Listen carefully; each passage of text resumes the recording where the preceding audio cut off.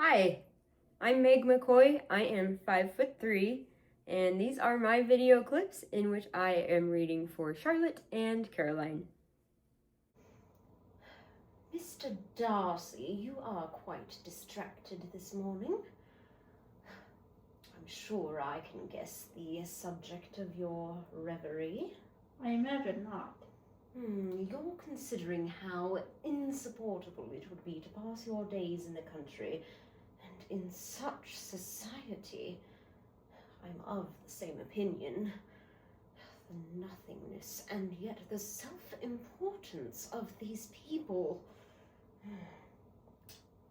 Noisy and tedious all at once. You're quite wrong. Am I? My mind was more agreeably engaged. What by? A pair of fine eyes in the face of a pretty woman. What lady has inspired such reflections? Miss Elizabeth Bennet. You can't want it to marry him? Why should you be so surprised? Marriage has always been my object. But that ridiculous man? Impossible. He's odious and irksome. He will be my husband. Can it be so incredible that he should procure another woman's good opinion, despite losing yours? No. You think you're too good for him? For us both. Perhaps you're too good for marriage altogether. Everything comes down to marriage and money. Money and marriage. Property that passes from father to son, but not father to daughter. The expectation to marry, that it's the only way to secure one's financial and social future, weighs heavily. Why can't we just live? I can't afford to think that way. Father has a title, but not much else. I'm not getting any younger. I can't afford to refuse a good living on a whim. But you would marry on a whim? Mr. Collins is well off and well-intentioned. My chance of happiness with him is as fair as most people can boast upon entering into marriage. I didn't mean to. I'm sorry, Charlotte. You'll be so happy running your own household and managing it very well. What greater happiness is there? I can think of none. What must it be like to be so composed, so guarded in your manner? That could be a disadvantage. If she's too guarded, he may think her uninterested.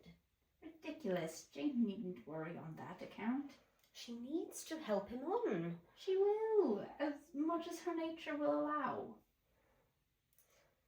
Bingley doesn't know Jane, or her disposition as you do. She needs to command his attention. Can you see Jane commanding anything? She needs to make the most of every moment she has with him.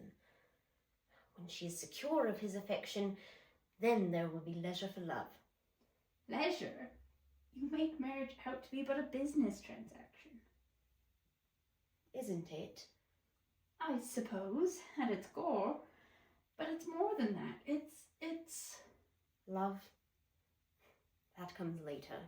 Not for me. These things require strategy. If Jane doesn't act on her feelings soon, she may lose her chance. She hasn't known him long enough to establish a rapport, let alone feelings. Surely you can't fault her for being cautious. Few of us have heart enough to be in love without encouragement.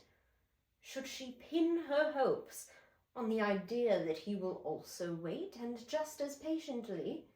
It's as if you're planning something. Of course I've planned it.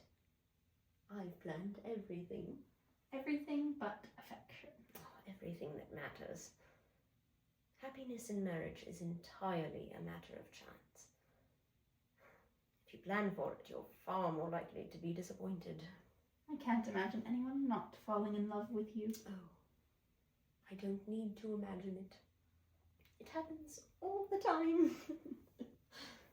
Who's to say what love is waiting for you, or me? Don't ask. It's better to know as little as possible of the defects of the person with whom you are to spend your life. Love changes people. If you are lucky enough to find him.